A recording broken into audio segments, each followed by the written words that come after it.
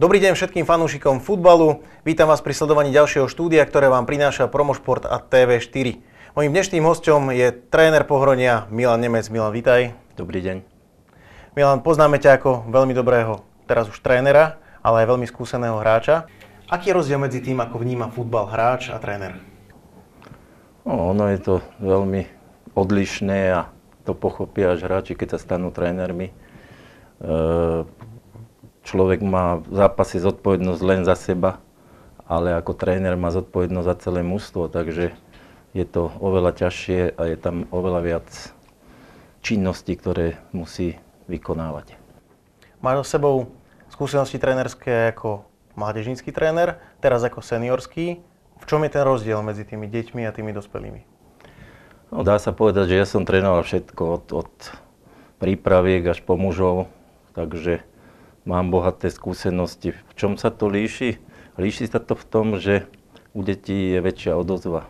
Tam, keď sa dobre pracuje s deťmi, tak človek vidí ten nárast výkonnosti skôr ako u dospelých. Takže možno v tom je jediný rozdiel a samozrejme, že dospelí lepšie chápu už taktické veci a veci, ktoré potrebujú pre futbal. Ako sa pripravuje na zápas tréner? No, tá príprava začína hneď po odohratom zápase.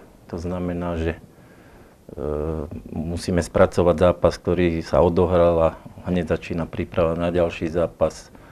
Či už zbieraním poznatkov, alebo pozretím nejakých video poznámok. Takže v podstate ďalší deň po zápase už sa venujeme súperovi ďalšiemu. Chodievate aj sledovať zápasy súperov, keď vám to čas dovolí? Chodievame sporadicky. Sám sa priznám, že ja som ešte ani nebol. Teraz bol Rasťo v Petržalke na Inter sa pozrieť. Ale dnes sú dostupné videozáznamy na profutbale, takže tam sa to dá pozrieť a dostávame informácie z Instatu, kde takisto dopodrobná máme súpera. Znamená to teda, že sa na každého súpera pripravujete individuálne, alebo je to zhruba rovnaké? Samozrejme, že sa snažíme vypichnúť niektoré špecifika, ktoré to mužstvo, proti ktorému hráme, má, ale my sa sústreďujeme na seba. Ja som presvedčený o tom, že ten náš herný štýl je taký, že my ho málo meníme alebo nemeníme, takže my stále presadzujeme tú našu filozofiu. Keď hovoríš o tom hernom štýle, podľa čoho volíte tú taktiku? Či začnete ofenzívnejšie alebo defenzívnejšie? My toto v podstate nepoznáme, pretože my chceme hrať aktívne. My chceme hrať tak, aby sa futbal náš páčil a už som to spomínal, máme svoju filozofiu a tej sa držíme a podľa toho aj hráme. V každom mužstve nastávajú v priebehu tej sezóny alebo v tom mimosezónnom období nejaké pohyby. Podľa čoho sa vyberajú hráči? Pokiaľ máte v hlave nejakú tú víziu, ako by mal ten tým vyzerať, podľa čoho? Alebo akým spôsobom hľadáte tých hráčov, ktorí prídu? No, my máme zase zadefinované, že chceme hráčov posúvať, vychovávať. Chceme ich vychovať pre lepší futbal, chceme im dať čo najviac, aby od nás odišli za väčšou kvalitou, za väčšou výzvou. Takže keď nám niekto odíde, či preto, že mu končí zmluva, alebo že nie je presvedčený o tom, že tu chce byť, tak hľadáme typy, ktoré si my urobíme a podľa toho sa zariadujeme. V Pohroní sú skúsení hráči, takí, ktorí už naozaj kadečo preskákali v úvodzovkách, ale sú tam aj mladí hráči, ktorí dostali možno šancu. Aká je tá symbióza medzi nimi? Rozumejú si? Funguje to? No, ono nám to trvalo nejakú dobu, kým si to sadlo, pretože boli aj také situácie, kedy sa sťažovali starí, potom sa sťažovali mladí, ale my sme ich presviečali a presvedčili si, myslím, že len dobrou spoluprácou a vytvorením dobrého kolektívu sa dá hrať kvalitný futbal. Takže my strašne veľa s hráčmi debatujeme na túto tému a myslím si, že sa nám to podarilo. Pri kormidle Pohronia ste dvaja. Ako máte podelené nejaké tie vaše trénerské úlohy? To je častá otázka na nás. My to máme zadefinované u nás v klube, presne vieme, kto čo má robiť. Ja tu nebudem rozprávať, kto je prvý, kto je druhý tréner. Rasto je mladý, ambiciózny tréner, ktorému sa snažím pomáhať. A my bez toho, aby sme o tom uvažovali, robíme každý svoje. A myslím si, že to funguje. Kto je ten dobrý a kto je ten zlý tréner v tom týme? No, neviem, v akom zmysle to myslíš, kto je dobrý, kto je zlý, ale čo sa týka nejakej prísnosti, možno, že Rasto je taký impulzívnejší, ja predsa som starší a ja som nie ten typ, ktorý nejako vystupuje veľmi hlučne. Takže myslím si, že aj v tomto je to dobré, že sme rozdielni a prináša nám to úspech. Ako sme už v úvode spomenuli, máš bohaté jednak hráčske, ale aj trénerské skúsenosti. A vieš teda určite aj porovnať ten vývoj futbalu za tie roky, ktoré sa mu venuješ.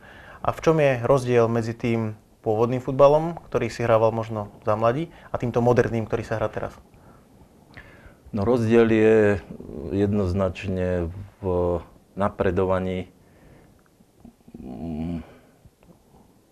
vecí, ktoré súvisia s futbalom. Skvalitnil sa futbalový tréning na základe nových technológií, takže dneska my presne vieme, a to už nehovorím o tých kluboch, ktoré hrajú o najvyšší level. My presne vieme, ako máme zaťažiť hráčov, aby boli optimálne zaťažení. V tomto futbal neuveriteľne išiel dopredu. Keď si to zoberiem na moje časy, my sme mali aj veci, ktoré sme robili nezmyselne, si myslím. Pretože trénovať 5 krát do týždňa dvojfázovo a potom ešte deň pred zápasom tréning, zápas a na druhý deň znovu tréning bez oddychu, koľko razy aj 3 mesiace, to bol úplný nezmysel.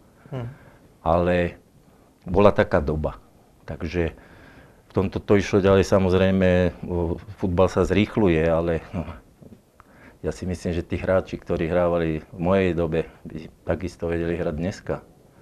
Lebo to, čo som spomínal, že keby trénovali na optime, tak sa prispôsobia tomu, čo je. Ja koľko razy hovorím hráčom, že ono to v telke vyzerá, aj povedia tí moderátori, komentátori, že oni stále šprintujú, tí špičkoví hráči, to nie je pravda.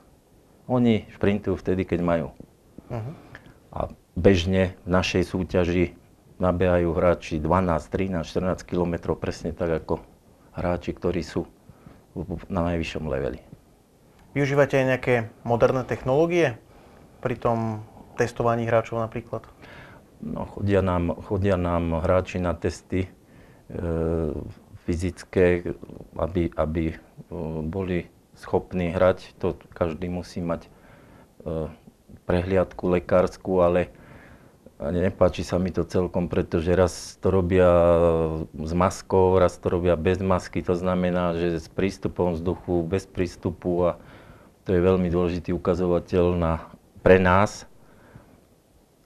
A keď sa to robí raz tak, tak ten výsledok nie je relevantný. Ale ja sa viem v tom orientovať. A máme také veci, ktoré nám pomáhajú a cez ktoré vieme, ako máme zaťažovať chlapcov. Poďme teraz konkrétne k Pohroniu, k nášmu tímu, ktoré pôsobí veľmi úspešne v druhej lige. Veľmi úspešná jeseň, postupové ambície. Na jar 3 zápasy, 7 bodov. Spokojnosť? No, musím povedať, že sme spokojní, pretože tie zápasy boli ťažké. Či už Trebišove, ktorý bol posledný, chcel sa zachrániť, prišli mu 4 hráči pomôcť, Michaloviec. Či už zápas doma s Mikulášom, kto tu bol, tak videl. A som rád, že odozva je dobrá, že teda to bol kvalitný zápas z obidvoch strán. A o to nám ide, my chceme hrať futbal. chcel ho hrať takisto Mikuláš a myslím si, že diváci si prišli na svoje. To, že máme úseky v hre, kedy to nie je ono, to je normálne, pretože máme 5 nových hráčov. A nie je to ľahké ich tam zapracovať, ale ja verím, že budeme napredovať a že to bude lepšie a lepšie. No a čo sa týka zápasov v Bardejove, tak to bol bojovný zápas, škaredý zápas. Nechcem povedať, že nejako ovplyvnený, ale boli tam niektoré verdikty, ktoré keby boli správne dávané, tak určite sa viac dostaneme do hry. Možno by bol iný výsledok, ja to neviem povedať. Mrzí nás jedna vec, že v 89. minúte sme mali obrovskú šancu. Keď sme ich zavreli na 2-1, tak sme úplne spokojní. Žiaľ, nepodarilo sa to, vyhodnotili sme si tú situáciu, povedali sme si, kde bola chyba. Ja verím, že to bude na prospech ďalšej súťaži. Teraz nás čaká zápas s Petržalkou. Čo môžeme očakávať od súpera? Ja očakávam zase výborný zápas, pretože Petržalka je dobrý futbalový tím, ktorý chce hrať futbal. Je tam Ďuro Piroška, ktorý hrával ligu, výborný hráč, majú ďalších veľmi dobrých hráčov. A dúfam a pevne verím, že diváci si prídu na svoje, že aj naši chalani na kvalitnom trávniku pod svetlami ukážu svoju kvalitu, nespornú kvalitu, o ktorej niekedy nie sú presvedčení, ale ktorú keď dajú von, tak sú veľmi dobrí. Oproti Bardejovu sa teraz vráti do zostavy Lukáš Pellegrini, ktorý určite veľmi chýbal v Bardejove. Samozrejme, že nám Pele chýba. Je to vodca, dáva v kabine príklad, dáva na ihrisku, trénuje výborne a v zápasoch nám robí veľmi dobrú činnosť. Takže sme radi, že sa vracia do zostavy. Ukázali niečo tieto úvodné zápasy jarnej časti, na čom treba ešte popracovať? No, ako som spomínal, ukázali, musíme tých nových chlapcov zapracovať. Sú mladí, sú talentovaní, majú výborné predpoklady, ale ešte to nie je ono. Ja si myslím, že postupom času sa zohrajú s tými našimi, pochopia našu filozofiu. Už vidím, že od januára, ako sem prišli, tak je to lepšie, že aj títo naši mladí, ktorí tu sú a ktorí dostávajú šancu, že sa budú zlepšovať a verím tomu, že do konca súťaže to bude dobré.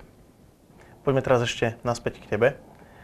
Určite si za svoju bohatú hráčskú kariéru zažil veľa krásnych futbalových momentov, ale je nejaký taký, alebo sú také momenty, na ktoré budeš navždy spomínať?